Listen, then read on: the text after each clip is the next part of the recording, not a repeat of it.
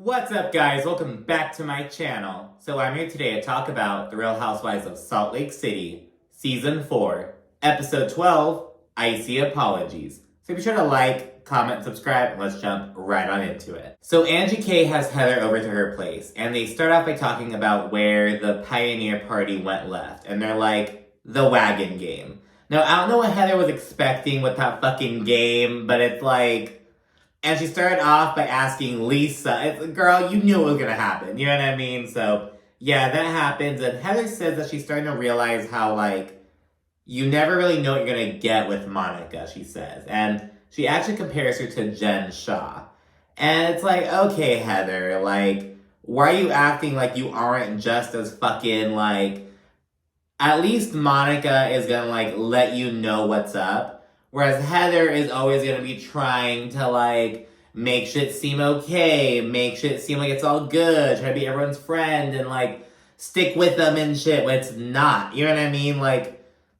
When Jen Shah was on the show, Heather was wrapped around her fucking finger. The second Jen Shah was off the show, Heather's like, no, yeah, I just finally realized how toxic she was.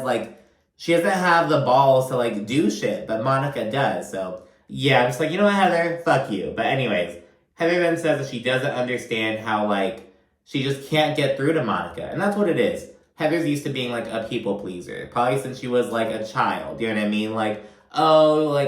Harmony, blah, blah, blah. And she's used to, being able to get through the people. But she just can't do that with Monica. And it bugs her. She doesn't know how to, get in their head, basically. And Angie K says that Monica... has a habit of, coming in hot before apologizing, which you kind of see a little bit later in this episode, because I think it was Lisa. She's like, you are really good at apologizing. So, yeah, that happens. And Heather says she's nervous about Bermuda. She's like, I don't want Bermuda to be, the Pioneer Party, on crack. You know what I mean? So, we'll see. I guess the entire rest of the season will be in Bermuda. I'm ready for it. And I guess Mary Cosby won't be over there. And Mary said something like, oh, I wasn't, invited to those events. I wasn't invited on the trip. And it's like, well, I mean, she didn't have a great time at Palm Springs and whatnot, but she should still, be invited. I don't know. So, yeah, there's that. We then see Whitney and Justin. They're in the car, and they're discussing whether, therapy is good for them, whether their therapist is actually helping them, or, just kind of stirring the pot, essentially. And they kind of say that they like talking with other couples as well. They bring up their experience chatting with Meredith and Seth. And, yeah, I kind of like that vibe and whatnot. We then see Whitney opening up about her longtime friend's battle with cancer.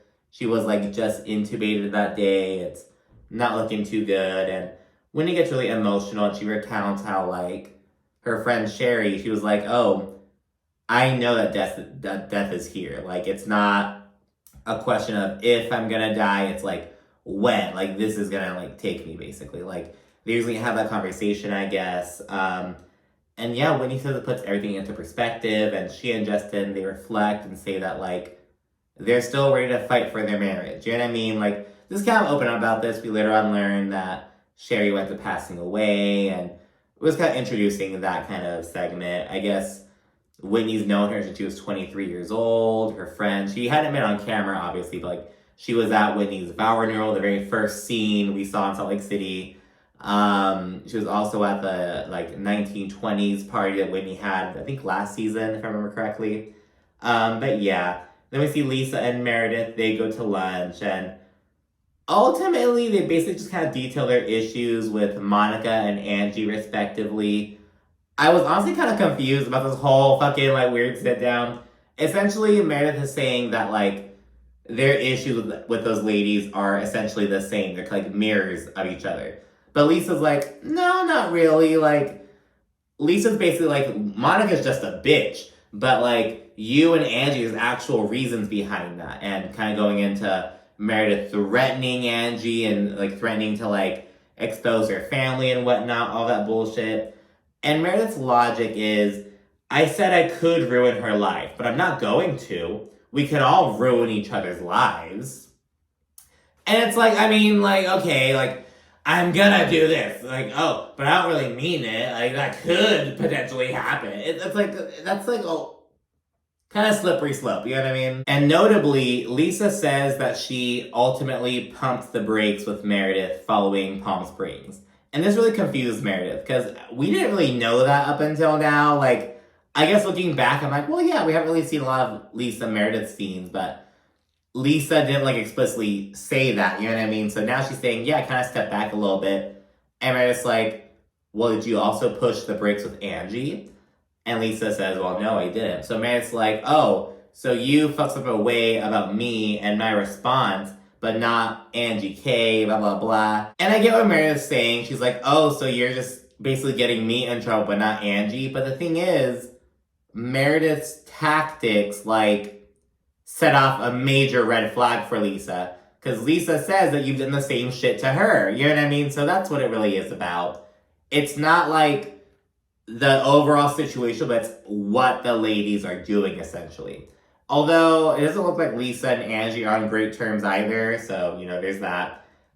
Mary then has Monica over to her house, and Monica says she really missed Mary. She's like, I could have had some backup the Pioneer Day, blah, blah, blah. Like, I just miss her. And yeah, Mary says she's been preserving her sanity, just trying to, like, be in her happy place, essentially. They discuss Lisa, and Monica, she, like, imitates Lisa to highlight how she's super materialistic. And Mary loves this. I don't think I've ever seen Mary, like, genuinely smile this much. Like, she smiles so much. Mary likes Monica. And it's so funny because, like, they're kind of chit-chatting. Mary's giving her some advice. And, like, Mary's like, oh, just don't hold a grudge. It's not worth it. Like, and she tells her, oh, and you can't say things you don't mean. Like, kind of in terms of apologizing, you have to, like, mean it with these ladies. And Monica's like, I do mean it. And that's why when I said that Lisa's wrinkly, I meant it. And Mary's like, no, you don't say that, don't. And Monica's like, oh, okay, I promise. But Mary's like laughing, just a gleam in her eye. Because, mind you, Mary's the one saying that Heather looks inbred and shit. So it's kind of funny. We're seeing Mary give some advice to Monica, kind of taking her under her wing, if I could use that analogy. And Monica, she observes that, like, Mary gives great advice. She just isn't great at taking her own advice. But those who can't do, teach. So they have a little moment. I'm loving this little Monica-Mary kind of dynamic. We then see Whitney. She opens up about Sherry's passing.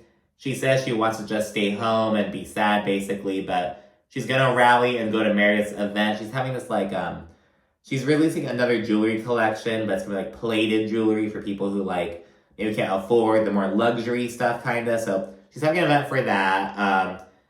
And she's going to rally because it's what Sherry would have wanted. And Whitney mentions that, like, just, like, 2 weeks before, Sherry was at Whitney's Prism event. You know, she, like, rallied and went through. So that's, like, a really big deal. Then we see Lisa and John. They take Jack to a haberdashery. Shout out to iCarly. A fucking, like, menswear, like, suit store, basically. But it's for mission shit. And Lisa's being super annoying, just like, oh, like, just, you know, a typical fucking overbearing ass Lisa.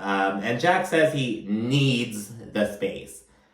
And shortly thereafter, Lisa says something about, like, oh, Jack, he's going for all the right reasons. He could be doing anything, but he wants to go help out people and spread the word of God.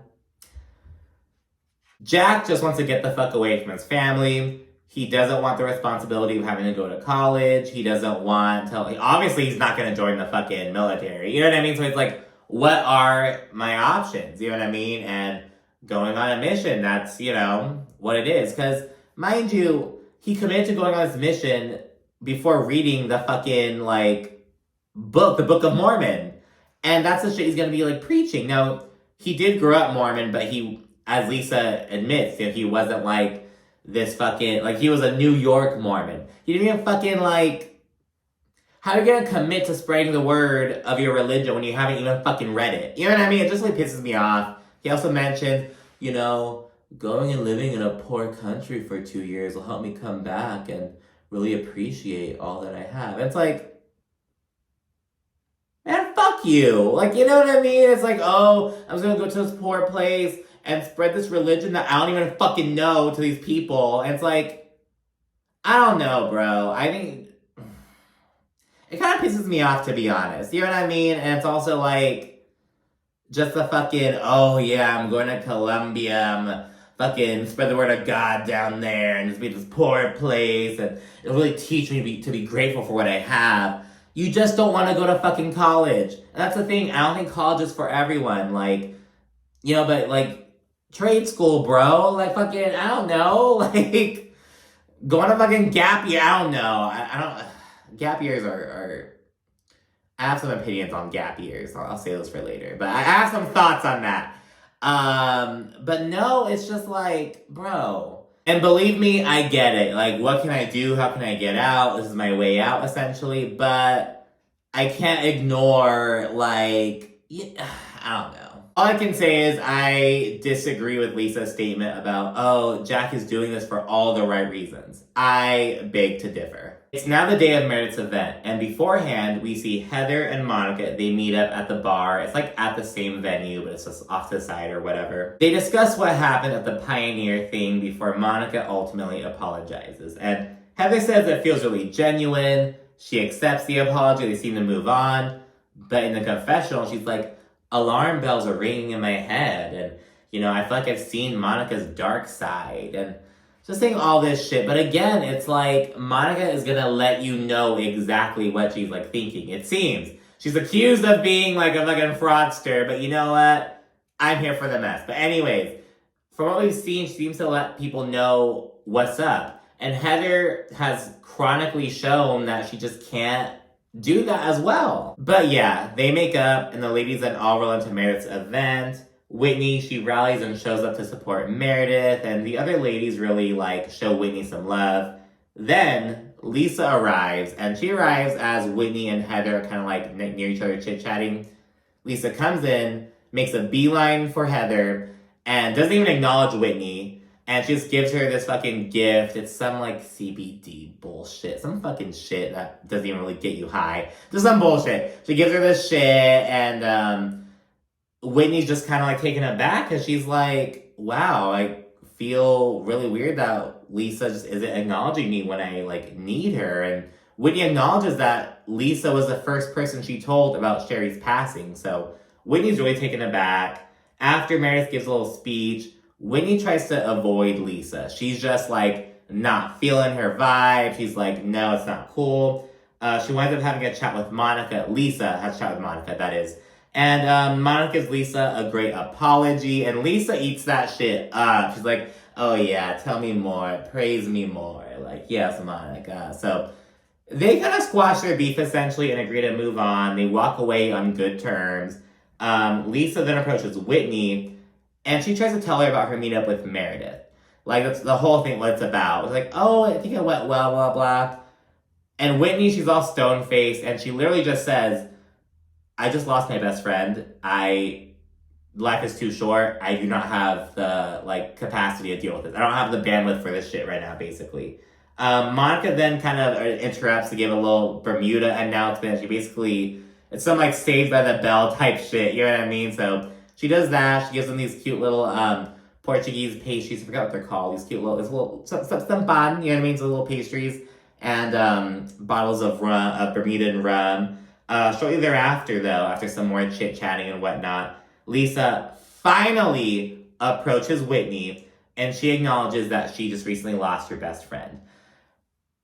I'm like, did production tell you to fucking, like, did production tell Lisa to go apologize to Monica and the last stuff? Did production tell Lisa to go see what's up with Whitney? Like, this is, like, what is going on? So, she's doing that, and Whitney, she immediately, like, gets on Lisa. She's like, you know, you going right past me to go up to Heather and be like, oh my God, I love you. Here's your gift. And it's so fucking funny because Whitney imitated Lisa in like the exact same way that Monica imitated Lisa. But like Whitney had no way of knowing that. You know what I mean? But like, oh my God, I love this. I love you. Here's a present. Like that's Lisa. It's just so funny just how Whitney's imitation mirrored Monica's. But anyways, Whitney says that really hurt her, and she needs a hug from Lisa. She needs an acknowledgement, and not just some fucking empty ass, are you okay?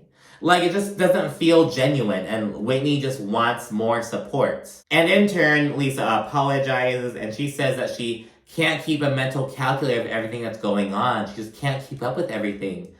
And in the confessional, Whitney's like, I've been talking to you about this for 5 days. And bitch, I just texted you about it last night, less than 24 hours ago. What the fuck do you mean you don't have a mental calculator? Like, what? So, like, Whitney's really, like, seeing through the bullshit.